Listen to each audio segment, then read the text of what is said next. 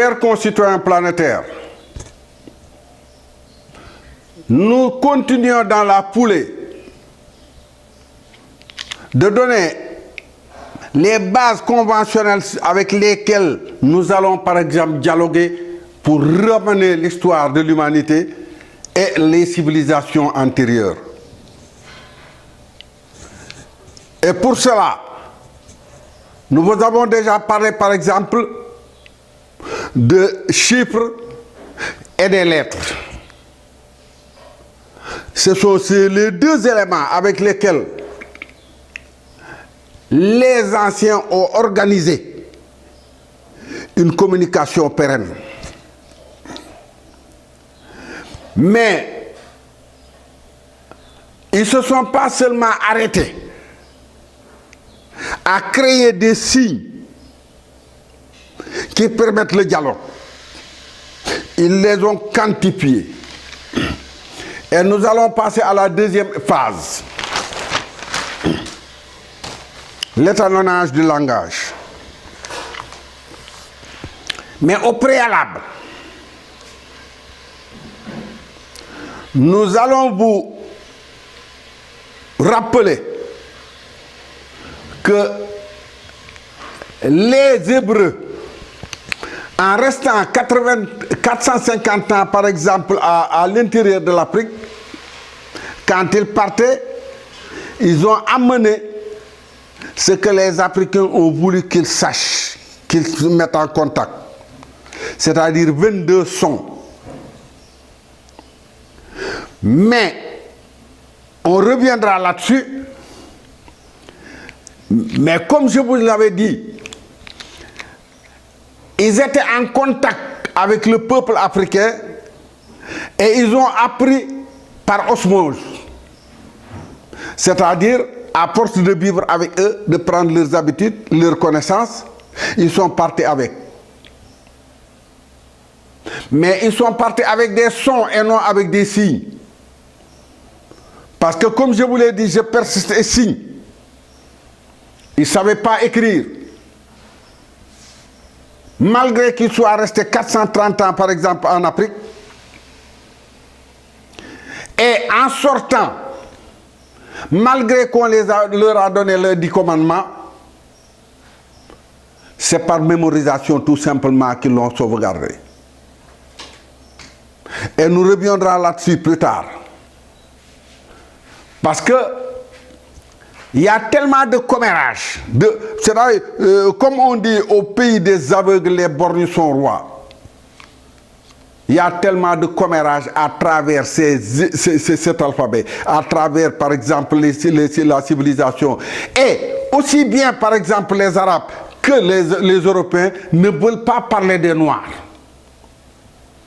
Il dit, la civilisation africaine, voilà, les Africains se réveillent et ils vont vous dire que non seulement c'est la civilisation, mais dégager en tous tout ce qu'ils avaient déjà mis en place pour remettre la vérité. Donc, et pour cela, la convention, c'est-à-dire les préalables que je suis en train de poser, l'étalonnage du langage.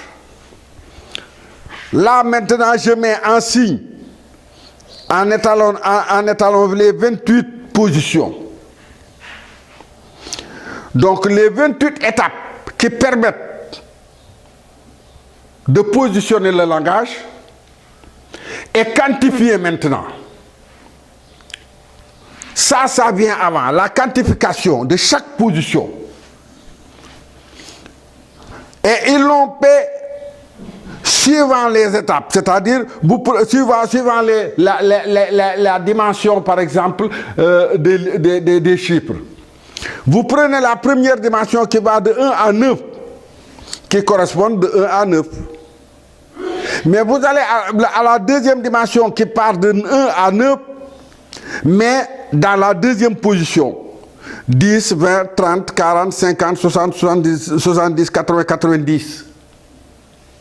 Et on passe à la troisième position qui part avec les 100 en 9 positions. Donc, 100, 200, 300, 400, 500, 600, 700, 800, 900. Mais 3 fois 9, ça fait 27, or il y a 28. Alors, le 28e nous prend 1000. Entendez par là que cet alphabet nous permet non seulement d'aller de la première dimension à la quatrième dimension, c'est-à-dire du son de l'homme à l'homme intégral dans sa position des 4 étapes, ce Mohammed que tout le monde est en train de décrier. Or, dans le Coran te dit, vous avez en ce prophète un mot modèle, ce n'est que le modèle, c'est-à-dire, comme pour construire par exemple en série quelque chose, il y a un modèle de départ, la matrice. Cette matrice, c'est la forme humaine. Et tout ce qui passe là-dedans prend cette forme. Et les 7 milliards, 700 millions qui se trouvent actuellement dans le monde ont tous la même forme. Donc, quand vous vous levez, vous avec vos formes Mohamed pour injurier Mohamed, ce n'est que le degré des mots que je ne voudrais pas prononcer. Donc, entendez par là que chaque fois, quand on va positionner l'alphabet,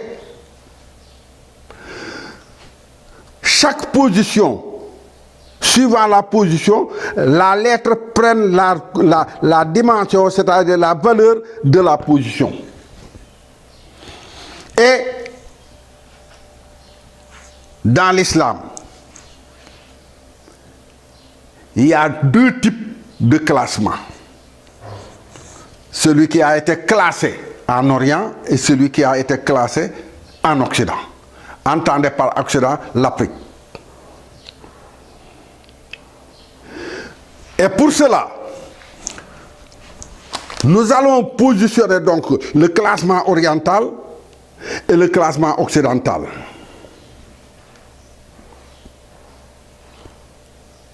Donc, la différence qu'il y a entre... Donc, vous voyez maintenant, dans ce classement, les 14 étapes premières sont identiques. Parce que les anciens, ils nous laissent toujours un étalon de mesure, un étalon de contrôle, afin qu'on puisse ne pas s'égarer.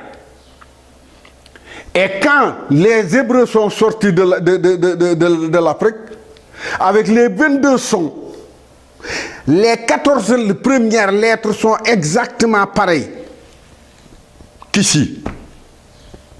Ce n'est que les 14 derniers qui changent. Et cela, vous le comprenez.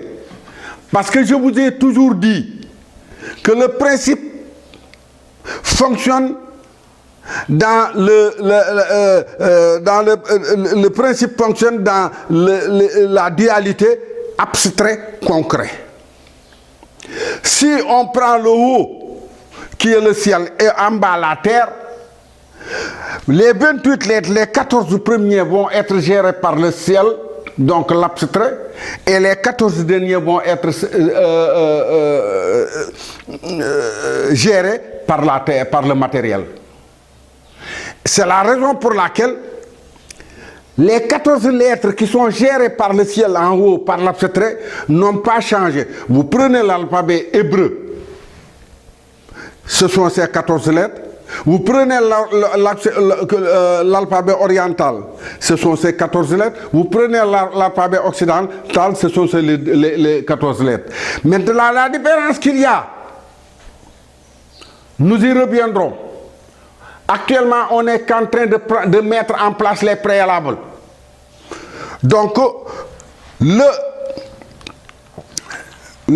l'alphabet hébreu, ça s'est arrêté là. Sur le tas. Donc vous voyez 14, 15, 16, 17, 18, 19, 20, 21, 22. Et c'est là où le classement change. Parce que là, c'est un signe, là, c'est un sad. Là, c'est un sad, là, c'est un dad. Donc, on a déplacé le la pour remplacer le signe, et on a amené le signe pour remplacer le shin, et on a pris le shin pour le mettre en derrière. Ça aussi,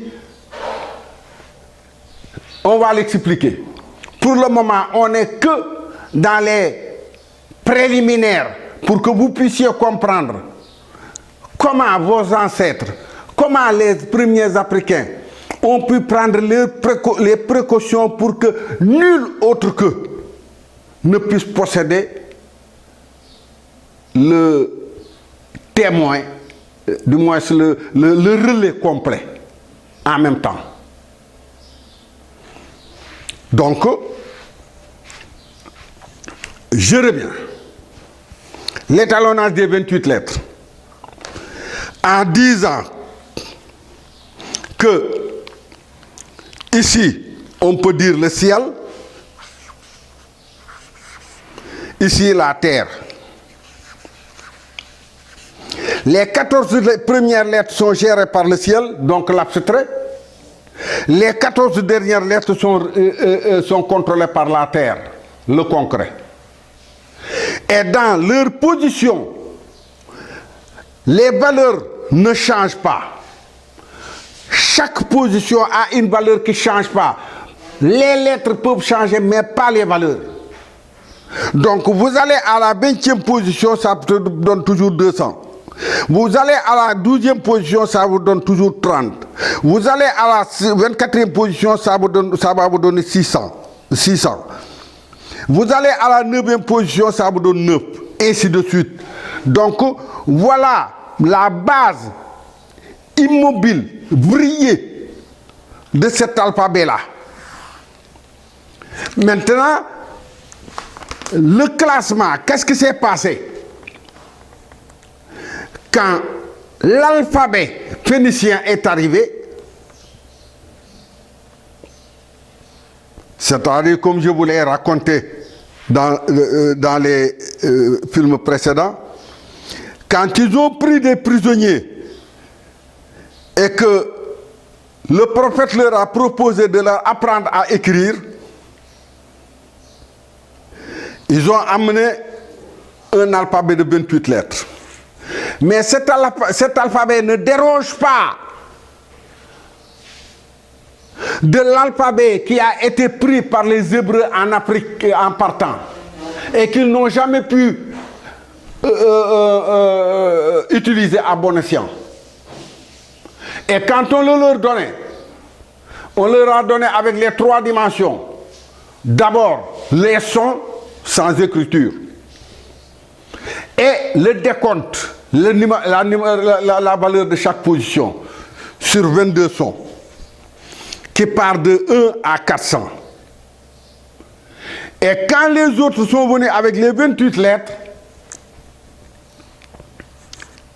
les Arabes n'ont fait qu'ajouter.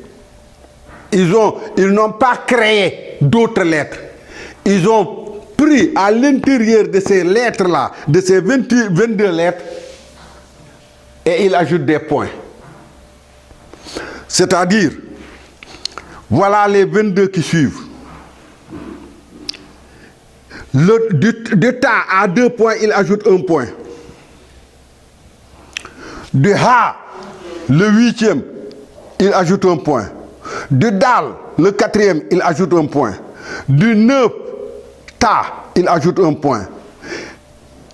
Et du sad, il ajoute 1 point. Et du aïn, il ajoute 1 point. Donc, ils n'ont pas cherché trop loin. Effectivement, non seulement ils étaient mus par une connaissance spirituelle, guidés par le prophète, mais en plus de ça, pourquoi créer d'autres quand ils ont déjà des lettres en place? Même si ils ne savent pas, ils ne peuvent pas expliquer ces sons-là, ces signes d'où ils viennent, et que créer d'autres qui arrivent en porte-à-faux avec les autres, le risque est trop grand. Alors, ils ont ajouté à ces lettres des points pour en faire 28. Et ils l'ont classé, donc l'alphabet oriental, donc c'est exactement l'alphabet hébreu plus les 6 points qu'ils ont ajoutés. Et quand c'est arrivé, revenu en Afrique, à partir d'un verset du Coran que le prophète a commenté, ils l'ont reclassé comme ça là. Donc on y arrivera aussi. Je ne voudrais pas, par exemple, mélanger tout à la fois. Restons au préalable afin qu'on puisse, avec les autres qui viennent, que tout soit clair.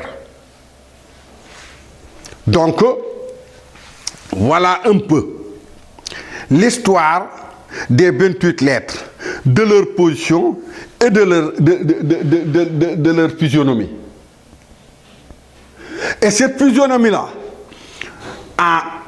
compter en Orient nous donne cela, compter en Occident nous donne cela. Et ce sont ces deux façons de compter qui créent l'ambiguïté au niveau de l'islam, au point que certains se disent, ils disent calcul oriental ou ils disent calcul oriental. Tout simplement parce que jusqu'à présent, les gens ne sont pas encore tellement pénétrés du sens réel et des secrets qui leur permettent en ce moment-là de choisir un. Et nous allons choisir un. Mais c'est dans le développement qui va venir. Ceci dit, nous allons aller plus loin. Donc la quantification. Étant donné que nous sommes en Occident, nous allons prendre le système utilisé en Occident pour quantifier, comme je vous ai dit. Après avoir fait un problème en algèbre, vous remplacez les lettres par leurs valeurs. Ici aussi, vous voyez les 28 lettres, les 28 étalons, les signes, la physionomie des lettres et la valeur de chaque lettre. Donc, vous voyez, donc, quand on vous dit, ça, il faut que vous puissiez le savoir par cœur, dans la mesure où, quand on vous dit, mais quelle est la 21 lettres, la valeur de la 21 lettres, vous dites que c'est le signe et qui fait 300. Le 17e, le 80. Le 25e te dit 700. Le 6e te donne 6. Le 11e te donne 20. Ainsi de suite. Donc, si déjà, avec ça, nous pouvons dialoguer. Et c'est à partir de cet alphabet-là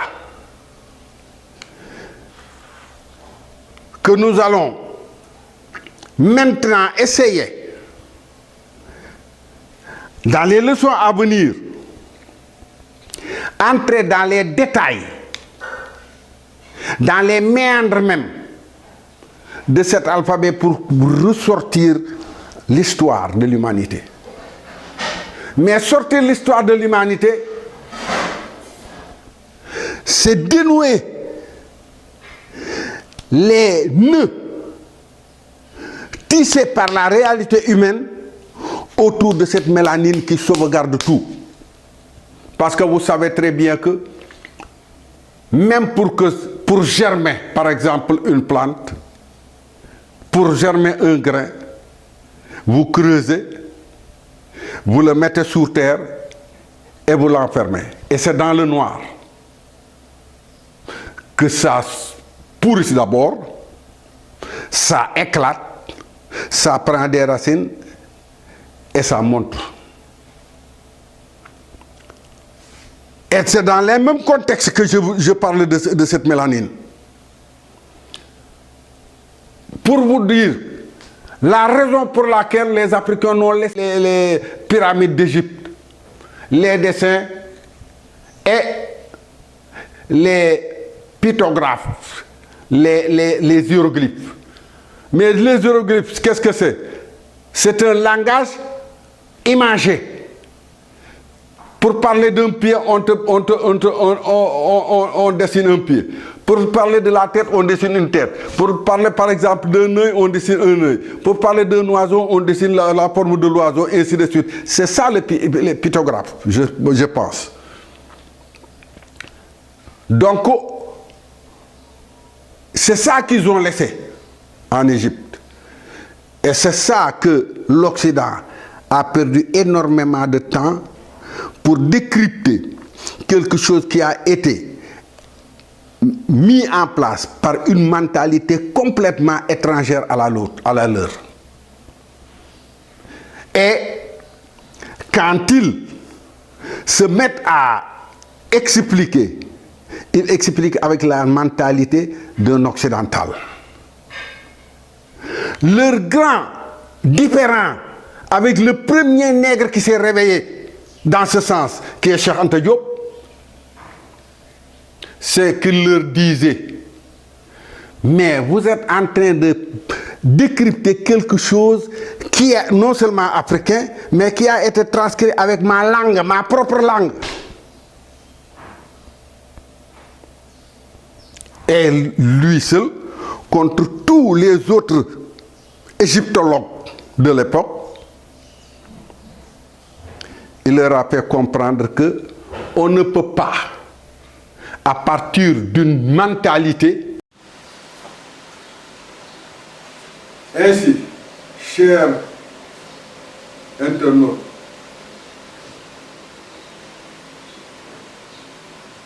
même en usant de falsification, de déformation, on finit toujours par être rattrapé. Chez nous, on dit que le mensonge, quand vous l'utilisez, quand il va revenir, en revenant, il appelle tous ses parents. La déformation, tout ça, et quand il se présente à toi, il se présente à sa part hideuse. L'Africain n'a pas besoin de ces livres. L'Africain a tout seulement besoin de ces systèmes que leurs ancêtres ont laissés pour faire ressortir, ressusciter le passé par les cultes. Ainsi, nous allons, avant de vous quitter sur ce film, vous rappeler que non seulement nous avons fait 2 livres qui sont actuellement en vente. L'un s'appelle L'origine des chiffres, l'autre s'appelle La science islamique. Mais en plus, nous avons en chantier 6 livres. Une série de 6 livres où on vous explique en détail tout ce qu'on est en train de, tout ce que nous avons déjà dit. En outre, dans la perspective maintenant de cet enseignement, je vous ai dit que l'Occident, à la fin de son principe, a découvert avec ses 25% l'ordinateur à une dimension. Nous avons déjà mis en place l'ordinateur du futur avec ses 3 dimensions depuis 1997. À l'époque, je l'avais présenté à l'ancien président Abdoulaye Wade, qui à l'époque m'avait mis en contact avec des gars qui devaient